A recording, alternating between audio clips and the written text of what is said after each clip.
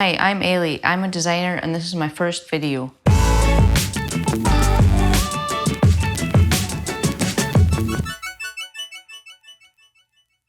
Lots of people have business ideas or ideas for new side projects or brands, or as creatives, we work with a lot of startups and new businesses who don't have a name yet. Thinking of the right name can be a hard and daunting process. And I find that when I'm doing a naming project, I was kind of following along the same steps each time. So I wanted to share my process with you guys, and hopefully it can help you come up with a great name for your next naming project. Before I start going through the steps of my naming process, I've got 3 rules that I follow that's good to keep in mind before you get started. The first rule is it must be appropriate, meaning it needs to fit the brand's personality and narrative. So if it's a playful concept, then the name should probably reflect this, and if it's more serious, then it should be more serious. These rules might seem super obvious, but it's always good to keep them in mind. Rule number 2 is it should be easy. So it should be easy to understand, it should be easy to pronounce and read, and most importantly, it should be easy to remember. You know that feeling when you're at a fancy Italian restaurant and you can't pronounce any of the menu items, you can't really make that instant connection with what you're ordering and what you're seeing on the menu. It's kind of like that. If you can't relate it in your head, people aren't going to remember it. So just keep that in mind. You might want something that's really different and unique, but if it's really difficult to pronounce and therefore difficult to remember, people aren't going to make that instant connection with it. And rule number 3 is it needs to be available. So this is the boring rule. So it might be more difficult these days to come up with a totally unique and original name for your brand, but it is really important that it's not already a thing out there. And if it is, that you have a unique spin on it, so you're not encroaching on another brand's space. You want to think about things like other companies out there, domain names, the social media handles. I'll touch on that later. Okay, so with those introductory points out of the way, let's get on to the process. I've split my process into 3 steps, each with a few exercises that'll help you start thinking. 3 main steps of the process are: step 1 is laying the groundwork, step 2 is building up a word bank, and step 3 is selecting your name and just checking that it's available. Okay, so step 1 is laying the groundwork. In this step, you're looking to set the scene by researching and asking the right questions. So that's about your brand and the space it's going to operate in. You want to set out the who, what, and where of your brand. Try to understand the personality just through a few exercises and simple questions. So let's get into the exercises. Exercise 1 is space analysis. So you want to understand the space that your brand is going to operate in. So think about the competitors and other brands that you think your brand is going to align with, or the vision for your brand is going to align with. So you don't want to just look at the direct space that you're going to operate in and just look at the competitors. You kind of want to open up and look a bit wider than that.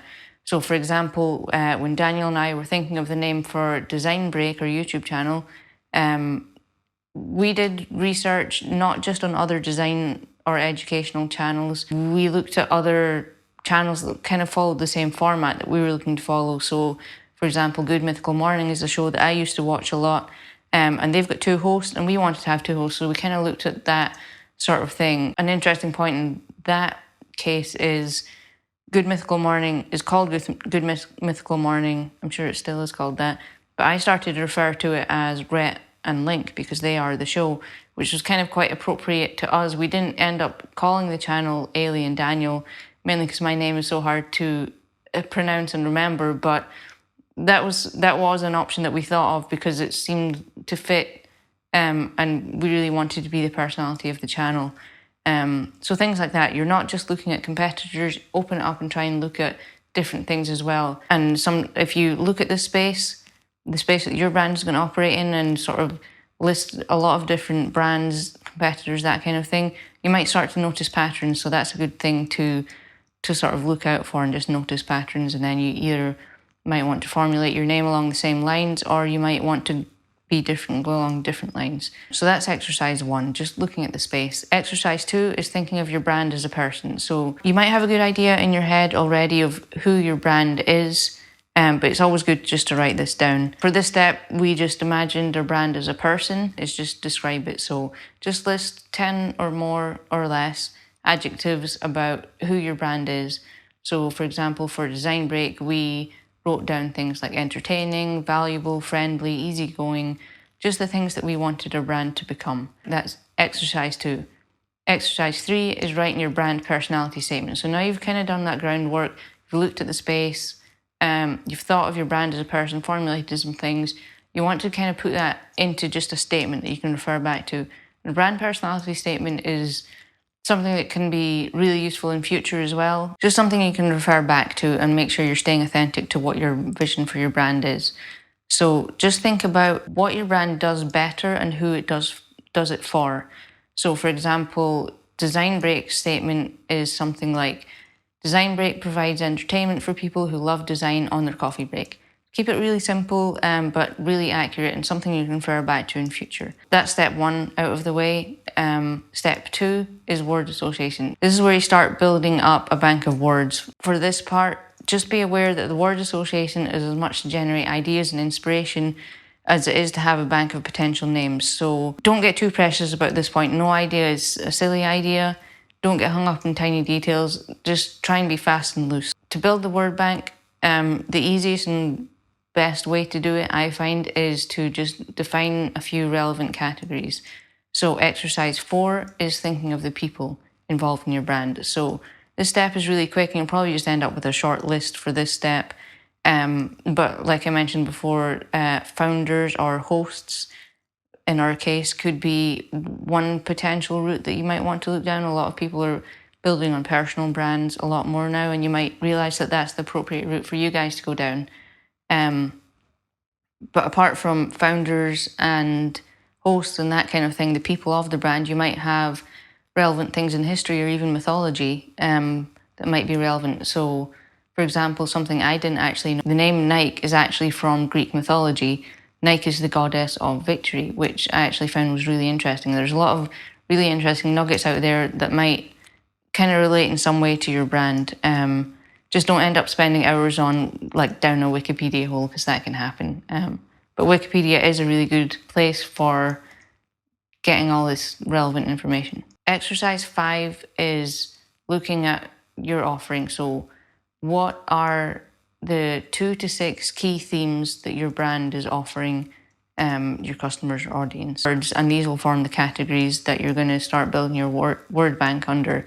So for us at Design Break, it was community, design, entertainment, and they were kind of just the 3 core themes. We didn't want to expand too much and end up with 6 or 7 different categories. We wanted to keep it really concise. So community, design, and entertainment. So try and think of the main 2 to 6 themes that your brand relates to, the main offering, the main thing that you're trying to get across to your customers or audience. Exercise 6 is the word bank. So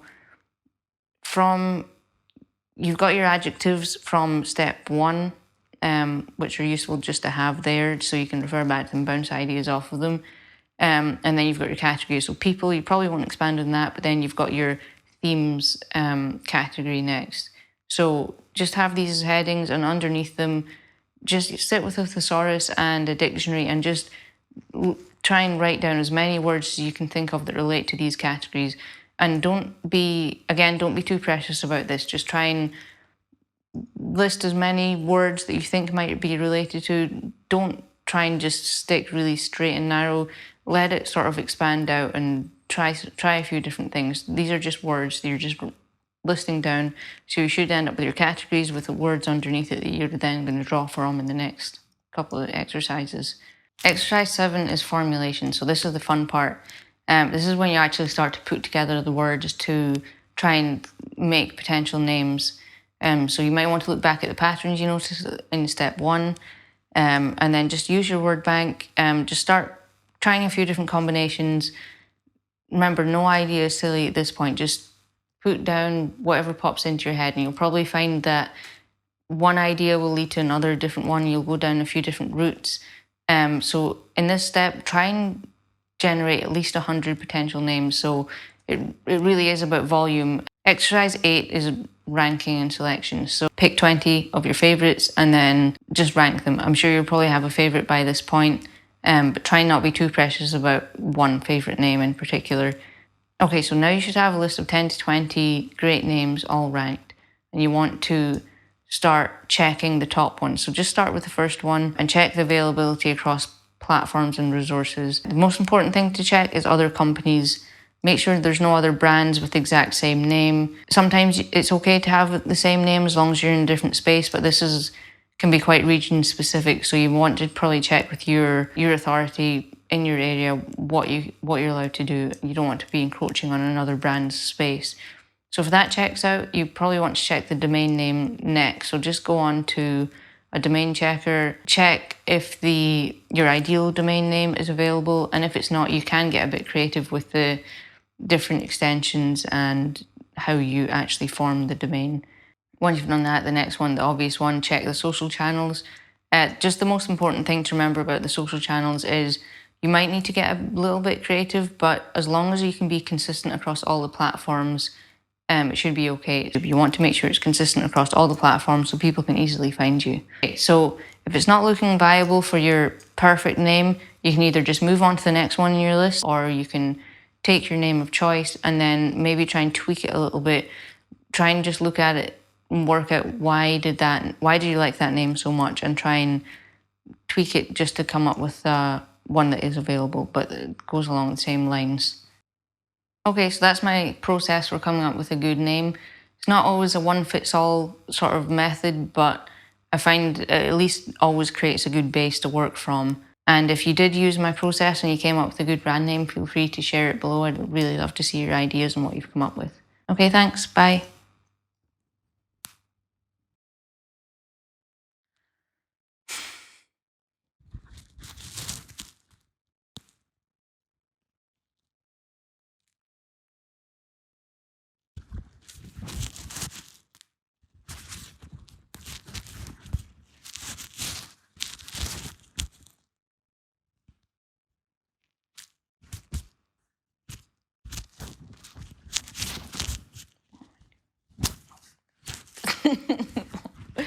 Ugh.